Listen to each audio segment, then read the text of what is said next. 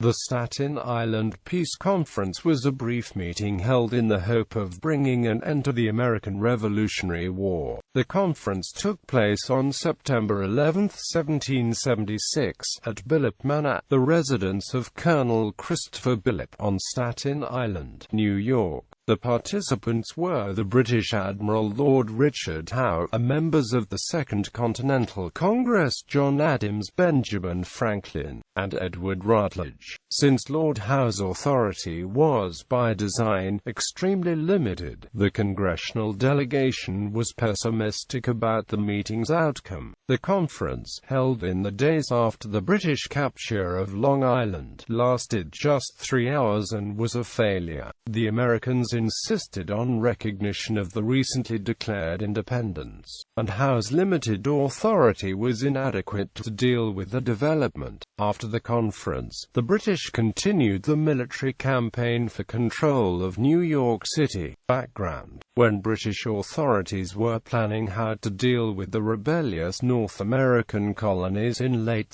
1775 and early 1776, they decided to send a large military expedition to occupy New York City. Two brothers, Admiral Lord Richard Howe and General William Howe, were given command of the naval and land aspects of the operation respectively, since they believed it might still be possible to end the dispute without further violence. The Howe brothers insisted on being granted diplomatic powers in addition to the military roles. Admiral Howe had previously discussed colonial grievances informally with Benjamin Franklin in 1774 and 1775, without resolution. General Howe believed that the problem of colonial taxation could be resolved while retaining the supremacy of Parliament. At first, King George III reluctantly agreed to grant the Howe's limited powers, but Lord George Sherman took a harder line, and insisted that the House not be given any powers that might be seen as giving in to the colonial demands for relief from taxation without representation of the so-called intolerable acts. As a consequence, the House were only granted the ability to issue pardons and amnesties,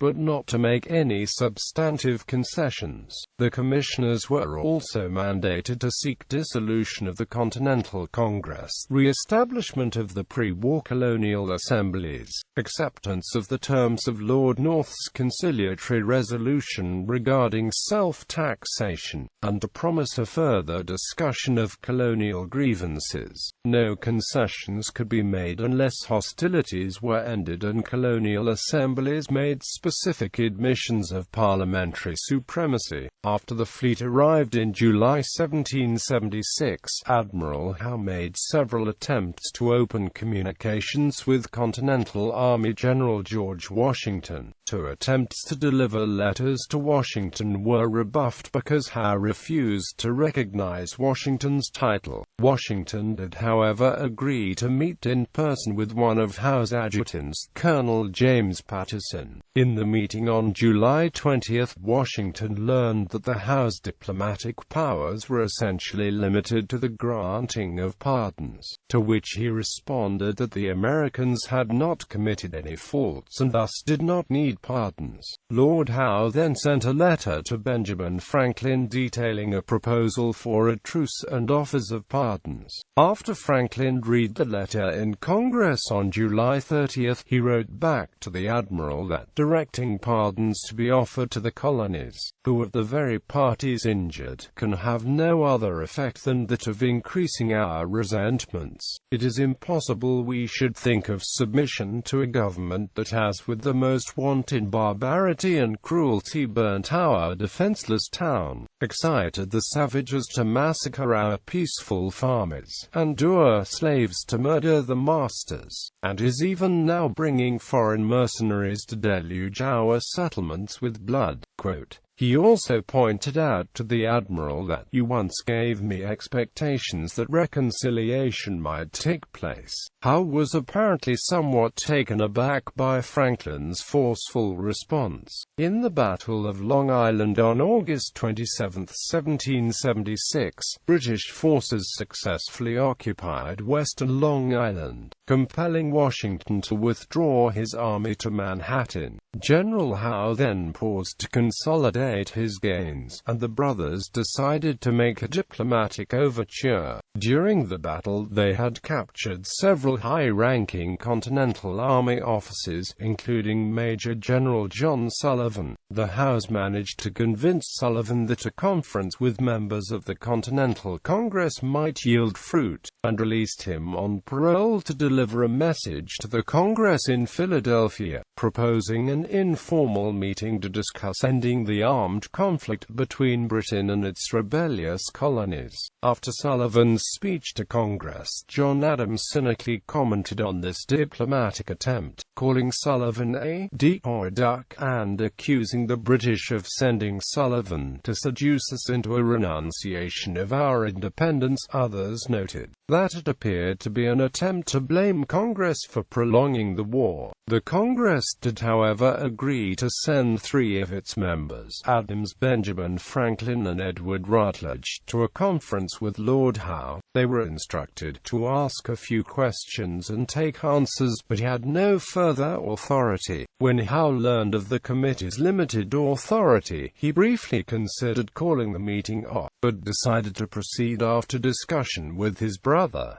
None of the commissioners believed the conference would amount to anything. Lord Howe initially sought to meet with the men as private citizens, since British policy did not recognize the Congress as a legitimate authority. In order that the conference might take place, he agreed to the American demand that they be recognized as official representatives of the Congress. Meeting. The house of Christopher Billop on Staten Island was selected to be the meeting place. It had been occupied by British troops for use as a barracks and was in filthy condition, but one room was cleaned and prepared for the meeting. The arrangements included one British officer to be left on the American side as a hostage during the meeting, the Congressional delegation, rather than leaving him behind the American lines, invited him to accompany them. On arrival, the delegation was escorted past a line of Hessian soldiers and into the house, where, according to Adams, a repast of claret, ham, mutton, and tongue was served.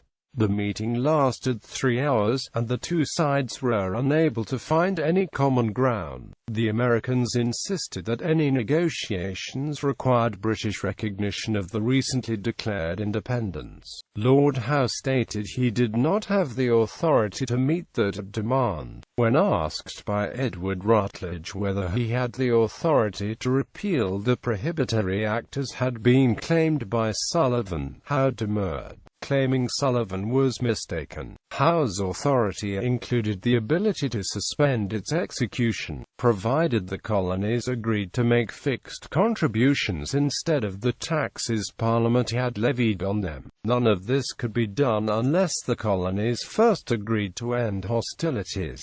For most of the meeting, both sides were cordial, but when Lord Howe expressed that he would feel America's loss like the loss of a brother, Franklin informed him that, "We will do our utmost endeavors to save your lordship that mortification." Lord Howe unhappily stated he could not view the American delegates as anything but British subjects, to which Adams replied, "Your lordship may consider me in what light you please, except that of a British subject." Lord Howe then spoke past Adams to Franklin and Rutledge, stating, "Mr.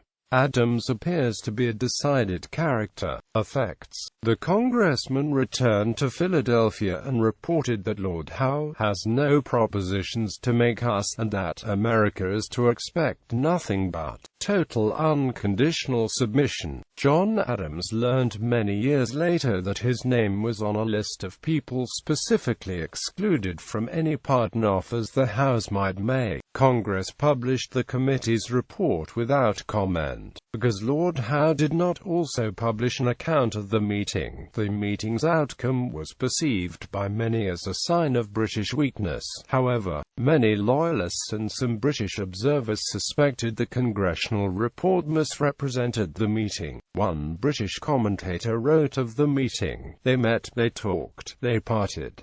and now nothing remains but to fight it out. Lord Howe reported the failure of the conference to his brother, and they then made preparations to continue the campaign for New York City. 4 days after the conference, British troops landed on Manhattan and occupied New York City. Parliamentary debate over the terms of the diplomatic mission and its actions prompted some opposition members to essentially boycott parliamentary proceedings.